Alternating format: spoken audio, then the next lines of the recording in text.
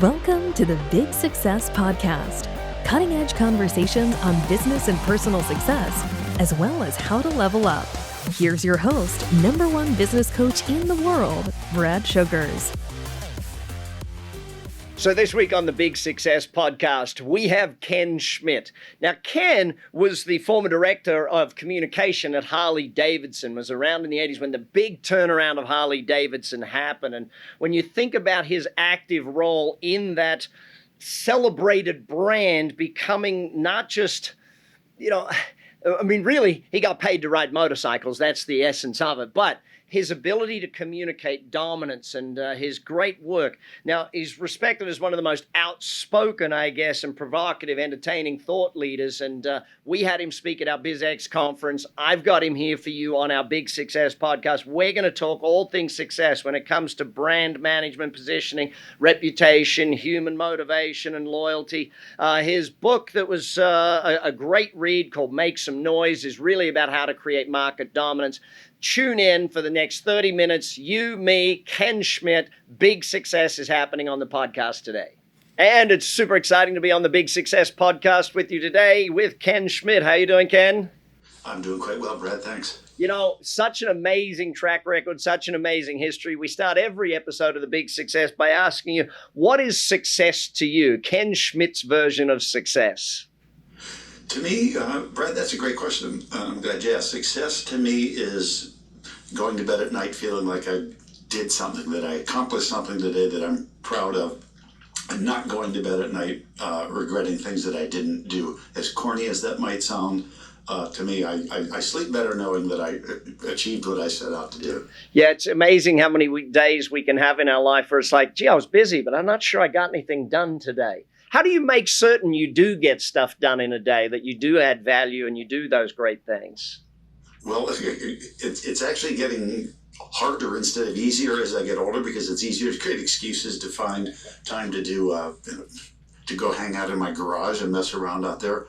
But I'm a list maker, so I make my checklist. Okay, here's what I have to get done today. Here's who I have to talk to. And until those things are done, the playtime gets put off. And I just try to make that a habit. Yeah. So when you look at all the success you've had, and obviously the most famous area is the Harley era for you, let's go back a ways though. When did you in your life decide to be successful? When did you sort of say, this is it, I'm going to just be successful? Because it's easy to be average out there. It's interesting because when I first got out of college and started, on the first steps of my, career, I thought that success meant that I had to make myself look good at all times. I had to be, a leader. I had to be a hard charger. I had to be aggressive. I had to be great around people. But a boss who turned out to be a great mentor without realizing he was being a mentor at the time told me something. He said, Ken, your job here isn't to make yourself look good. Your job is to make me look good. Because if I look good, then we both look good. And then I just took that a step further, working with clients. My job's to make you look good. Because if you look good, that means I'm not only doing my job, it means I'm doing my job well. Otherwise, you're not going to keep me around. And I've repeated that line a billion times in a billion meetings to a billion different people. It's make the people above you or that you work for look great and look successful, because if you're doing that for them, they see that, they recognize it, and they'll reward you for it. So do you think that mentor helped you choose success in your life? Do you think that was something he chose, or do you think you chose it earlier than that? I think I did choose it earlier because I was always a capitalist. I was, for the time I was like 12 years old, or even younger, I had two paper routes all the time. I mowed lawns. I just liked the concept of work and reward. I liked to have things. I wanted to have the best bicycle. I wanted to have the nicest motorcycle when I got older. And I knew the only way to get that was to work for it. The harder I worked, the faster I got it. Yeah. So I've always sort of had that drive. This is why you guys can lay around and watch TV. I'm going to go out and make some money. I'm going to make a name for myself. Yeah. It's funny how early in life we can choose success, but then it's also funny how many people can choose mediocrity in life. So let me ask you this then. What's your theories? Because here on Big Success, it's all about success with whatever people's definition of that is. How do you think success actually happens? Like you mentioned hard work. What else does it take to be a success or be successful? What I've always said is that to me that one of the driving points of my career is always asking questions. I think everyone is innately curious, but a lot of them, a lot of people tend to keep their curiosity inside them. Asking people who are really good at what they do, how do you do that?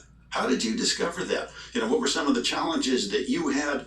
And 99.9% of people will answer the questions when you ask them. So I figure, you know what? Why shouldn't I learn from people that have already blazed the trails? If they're doing it well, show me, and then I'll show others. And too many people are either afraid to ask the question or have just never been around the right kind of people.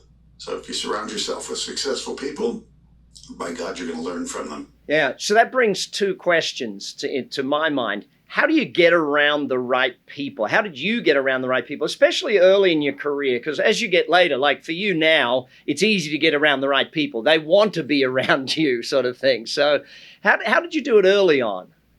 Early in my career, what I decided I was going to do was, I was working in Chicago at a marketing firm there.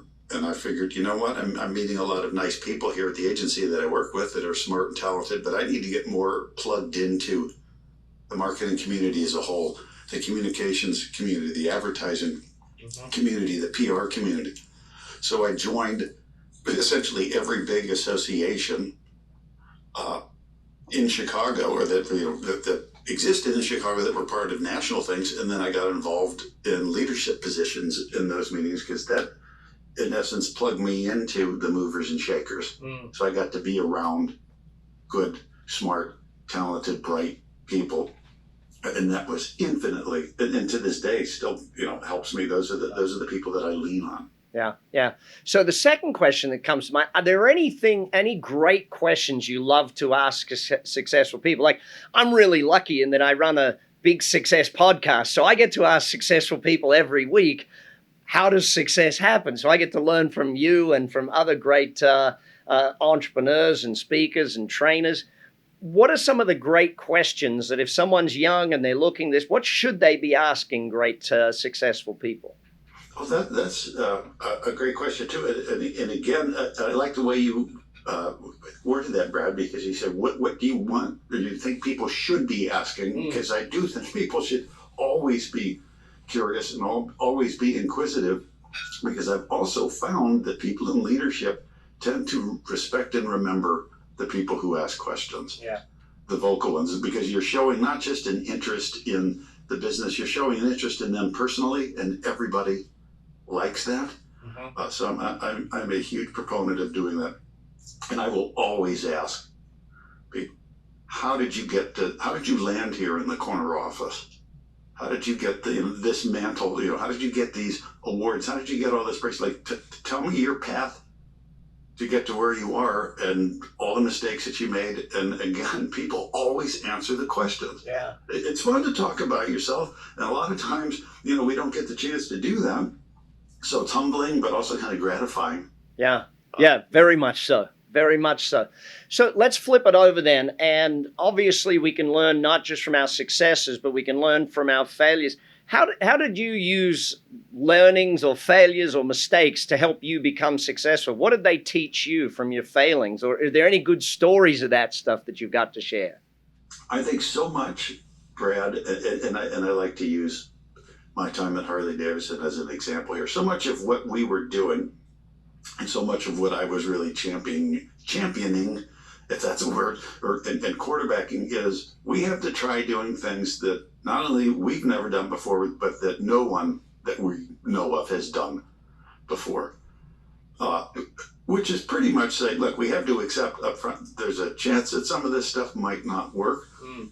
But the main thing wasn't to look at something that didn't work and kind of wallow in the pity of it. There's always something you can learn from that. Hey, we're not going to do that again. Or but also to ask people around, like, how could we have done this better?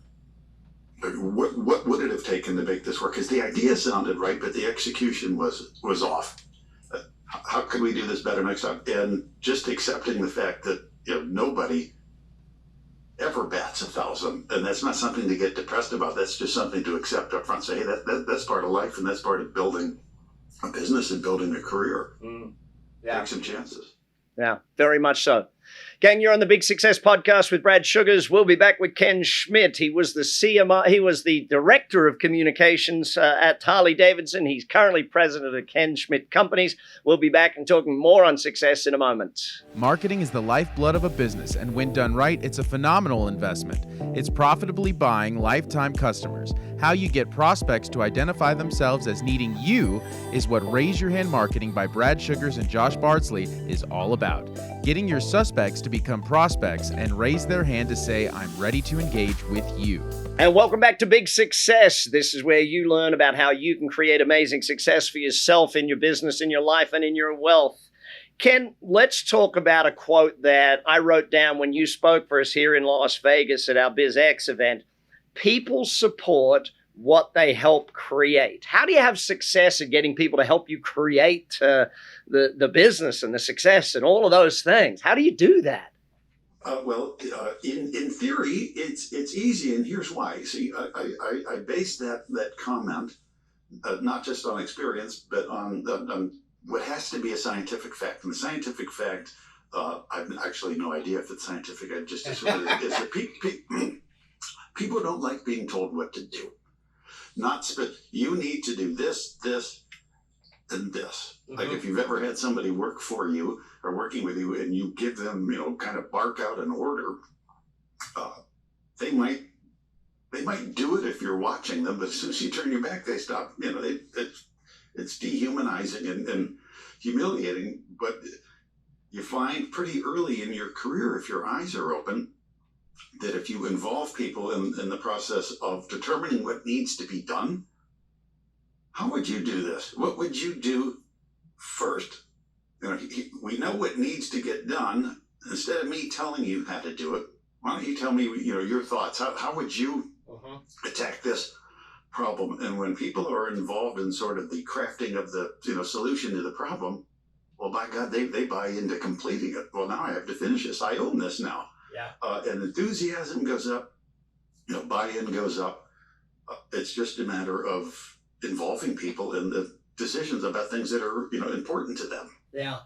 I want to go back to Harley, and I want to think about, which, by the way, my favorite bike is my Softail. Any particular bike your favorite? Oh, I'm a street glide guy. Uh-huh. Sure. There you go. So I knew that might be the case. So, and I think as I get older, I may change. It's one of those things. Comfort might be the thing that I look for. That's coming, Brad. That is coming your way. It does for all of us. Eventually, comfort trumps all. So let's talk turnaround. How do you succeed at doing a turnaround? What's your thoughts on that? Because that was a big, big turnaround when you look at it. Well, first of all, you have to be very cognizant of the reality that says, look, we don't have a cure for infectious diseases here that people have to buy. What we have something that is incredibly similar to what our competitors have to sell. We make and sell a product. And I say that across any category, in any business, anybody I talk to, there's nothing you can sell me that I can't get from somebody else. So that was kind of an ego check to say, hey, we might think we're the greatest, but the marketplace clearly doesn't. So that's what went wrong in our case, and what goes wrong in most businesses that have something to sell is we dumped collectively all of our energy into promoting product, promoting what we do. And what we learned the hard way is that that's essentially presenting yourself as a commodity, saying the product is what's most important here. And that can't be true in a marketplace where there's lookalike stuff that's made very, very well and sold by big name companies at lower prices. As we need to, as a business, stand for something that transcends what we do and instead presents who we are. Because if you talk about a business, you never talk about what a business does. You always use the pronoun they, which means they do this. This is what they do. This is who they are. As we humanize the business, so we said, let's stop talking about what we do and talk about who we are and who we do it for. Got it. And the glorifying people versus hardware or processes made us more approachable. Made our dealers more approachable. Made us a more attractive and likable business. And in a market full of lookalikes, the businesses that do the best, or the people that do the best, are the most likable and approachable. And that's the tack that we took. So let's think about that then, because you use the term tattoo worthy. I mean, turning your customers into referral sources, advocates of the brand. How do you succeed at creating a tattoo worthy brand? It's such a great question, because people look at a Harley-Davidson tattoo on somebody's body, and there's millions of them out there. What a world. And they instantly equate that with a motorcycle or a product. So that person is expressing his or her loyalty to their motorcycle. And that's not true. And that was the kind of thinking that eventually bankrupted our business, the belief that it was all about product. Now that when we express loyalty to a company, we're not expressing it to what they do. We're expressing that loyalty to who they are, the people behind the product, because that's all people can do. We humanize everything. And people will always say, I really want people to be loyal to this service that we provide. I wish they'd be more loyal and wouldn't always shop for price and would just always buy their products from us. But it's so hard to make them loyal. And I go, of course it's hard to make them loyal to an object or a thing. You need to make them loyal to you. Yeah. The people behind the thing. And if you are doing things that delight them, that surprise them, that make them feel like you absolutely care about and are focused on delighting them and being just a great partner with them, well, guess what? They're going to come back for more. And that's really what loyalty is. Brilliant. So let's speak on loyalty for a bit. How else do you create real success in loyalty? Because I know business people, that's something that is massive, creating that customer loyalty base. I think that the first rule of all of that is realizing, again, and I always say this is the job one, we're not here to serve, we're here to delight. It's a totally different mindset. It uses a different side of the brain. It says, if I focus first on delighting this person, whether I'm live and speaking with them, personally, whether I'm online, whether it's a text, whether it's a website, whether it's an email, is if I focus first on remembering that there's a human being at the other end of this. And my job is to be a source of delight, to make that person feel a little bit better about themselves. And anybody and any business can do this. If you do that, you've immediately got their attention. Yeah. And anything that makes us feel good, we return to. Again, that's what loyalty is. So the mindset shift is, there's a customer, a client, maybe someone that we don't know is on the other end of the phone calling us. Our first thought is, what do I want this person to remember and repeat? What do I want them to remember about this 30 seconds or maybe 5 minutes that they spend with me? If I'm focused on that first, not, boy, I got to get the sale. Boy, I got to get this person off the phone as quickly as possible. Boy, I got to get this meeting set up. Ultimately, that doesn't work nearly as well as focus on delight, focus on the remember and repeat. Say and do something to that person that they're going to remember. And that's not hard to do. It's so simple, but so profound, everything you just said. In your book, Make Some Noise, the word dominance is a big focus. And it's something that I took out of it, that focus on dominance. How do we succeed at dominance, I guess, in a market? It's interesting, Brad, how many people, and I'm sure you run into this all the time with clients, or the action coach people out there that are working with their clients, say that they'll talk to people who seem to have a sense of sort of self-defeatism. well, we'll never be as big as, these guys. They've got things that we don't. Instead of focusing on all the things that you're not, why don't you just focus on crushing as many competitors as you can? Because you know what? All your competitors probably have that same mindset. Yeah. Hey, we're just happy to be in the game. We'll struggle for any sale. And I always say, well, that's fine, but if you can't be a market leader without a kind of a dominance mindset. In order for me to win and be successful, that means I need to be better than, or to be perceived as better than these people I'm competing against. So in my mind, I want them to lose and me to win. And dominators win. You don't go onto a football field or a baseball or any sporting environment without thinking that way. I need to dominate this other team. I need them to play my game. I'm not going to play their game. So I love that mindset. I want to ask you one last area of success. How do you succeed as a CMO? Because you've trained a lot of marketing officers. You the consulting you do, the work you do with your company, the Ken Schmidt Company now. How do you become a successful CMO? What I have learned and said for decades, Brad, is that you always should be working with the absolute best available people. If it requires paying more to work with the best, you pay more, because ultimately you end up paying more in the long run if you surround yourself with the people with lower levels of talent or ability or of lower attitude. So you surround yourself with the best possible people. It lifts you up because you all learn from each other. And then you constantly challenge each other to push each other to always ask why. Why'd you do that? What's another way that we could do this? What was the thought on that? And as long as people are always talking about and pushing and challenging each other, and the whole group rises. And at the end of the day, they make me look better. Isn't that the job? I love it. I love it. You're on the Big Success Podcast. I'm Brad Sugars. We'll be back with Ken Schmidt in just a moment, and we will be talking about leveling up, taking success to the greatest of heights. World-renowned speaker and teacher Ken Schmidt.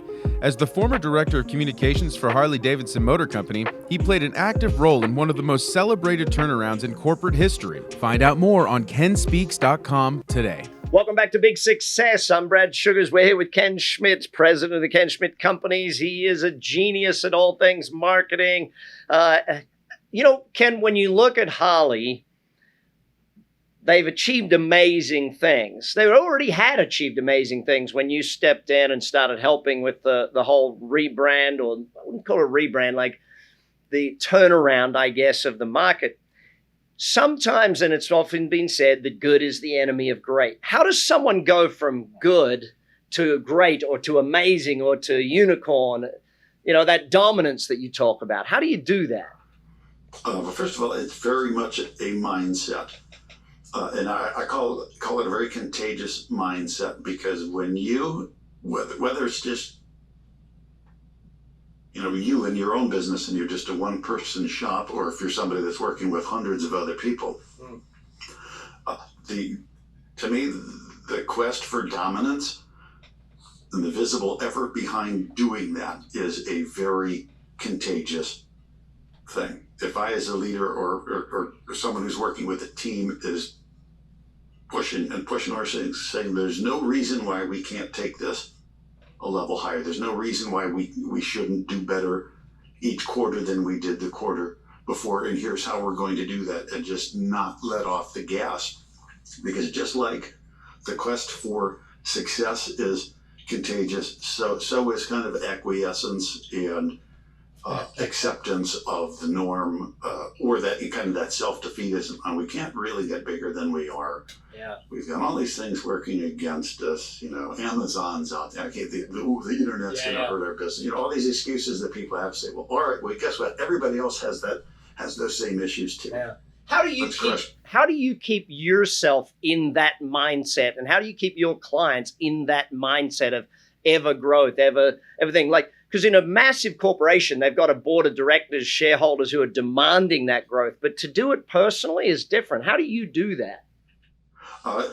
It's all about mindset and confidence, and always asking questions, because you know what? If the business isn't succeeding, it's because the person running it or the people running it aren't asking enough questions. They're not turning over every rock to see what exactly are we not doing right here. And they're also not, and this is absolutely key, they're not asking the people that they serve what they can and should be doing differently or better. What would you like to see us do? We're trying to go from good to great. We're trying to be absolutely dominant. How can we do that? How can we better serve you? What would you like to see us do? If you were running our business, what would you do? First of all, people will answer those questions because everyone asks a question that you ask them in person, but you're going to pick up things. You're going to learn that, hey, maybe your competitors are better at some of the things you're doing than you thought they were. Yeah. Yeah. How do we overcome that? And then work together and say, well, that's it. If somebody's doing something better than we are, we have to start putting together a plan to do it better than they are. Yeah. We cannot allow them to dominate us. Yeah. Wonderful. So let's think about that dominant mindset, because it really is about, how do you dream massive? How do you even get to that thinking? Because you think about it, when you're a young man, you had to think massive. You had to do that. When you walked into Harley, you had to pose the question, how do we do things that we've never done before? How do you train someone to actually believe in the fact or even leap to that, Ken? It's interesting because I was surrounded by a lot of really passionate people. And what I learned pretty quickly is that the passion doesn't automatically equate to ability. And that, that sounds like it's a bad thing. Not necessarily so, but a lot of people were perfectly content to just get by. And I've always said, look, if you want to get invited to have dinner at the CEO's house, if you want to mix it up and party with the movers and shakers, you've got to be more visible. You've got to be more plugged in. You have to be in front of them. They have to know who you are. You have to be doing something that delights them so that they remember you. And there were always some people who say, you know what, that's not the world that I want to be in. I don't want any part of that. And then I always have to tell them kind of straight up, then you're going to have a really difficult time. With me, you're going to have a difficult time here because we're here to dominate. Now, we're in overdrive and we can't accept anybody that's willing to just sit there neutral. We got to go and we got to go hard.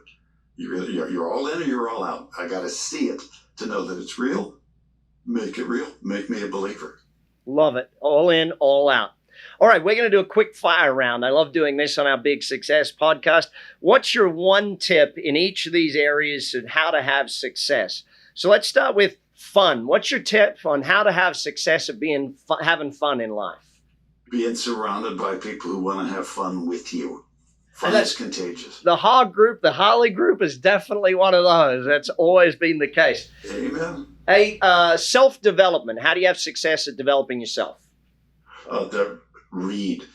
I read a newspaper cover to cover, at least one every day. I get any group I ever talk to, especially college kids. You want to do well in the world, you have to know what's going on in the world. You need to be able to talk about what CEOs and business leaders are talking about. And they're talking about what's happening in the world because it impacts their business. Yeah. Be conversant in that stuff. Great. Goals. How do you have success at setting goals? If you don't set a goal, you obviously can't meet it, and you can't really improve.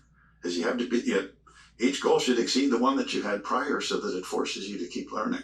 Yeah, personal best is one of my favorites. How about health? How do you have success in health? In health, make that as important a part of your daily regimen as eating and sleeping. So if you're not taking care of your body, ultimately your body will betray you. And I don't want that to happen, and I don't want that to happen to people that are important to me. Yeah, I don't want to have to ride the old man Harley yet. I just want to ride stay on. Exactly. I'm not ready for the little electric cart. I got to keep moving. Relationships. How do you have success at relationships? Ask questions. What'd you do today? How did that go over for you?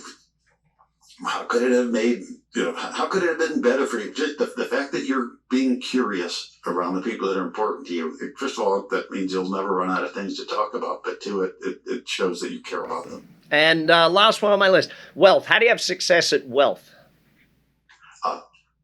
Treat it seriously. This is, you don't look at wealth for the sake of wealth. You look at wealth from my perspective, for your retirement, for the betterment of your family, and for your personal comfort. You manage it, you set goals for it, and you work to meet and exceed those goals. And once you develop that mindset, it becomes kind of one of those guiding things in your life. Wonderful. So, final piece of advice you'd have, or what's the best advice or the best quote you've ever seen or been told around success? I think it was what I said up front, is your job isn't to make yourself look good. Your job is to make the people around you look good. Because if they look good, you can't help but glow. And everybody knows who's responsible for their success. So well, Ken, lift up the people around you and watch what happens. Wonderful. Well, Ken, hopefully we've made you look good today on this Big Success Podcast. Thank you so much for your time, energy, and effort. Gang, you're on the Big Success Podcast. Hit the show notes, connect with Ken, follow Ken, read his books, do whatever you can to learn more from this gentleman, and we'll be back next week with more success for you. And that's the Big Success Podcast for today. Hopefully you took a lot of notes, hopefully you learned a bunch, and hopefully you're going to take action on it. BS, Brad Sugar's Big Success, take action. Check all the show notes for all of the links. So make sure that you have links to every single thing that every speaker has in our show notes.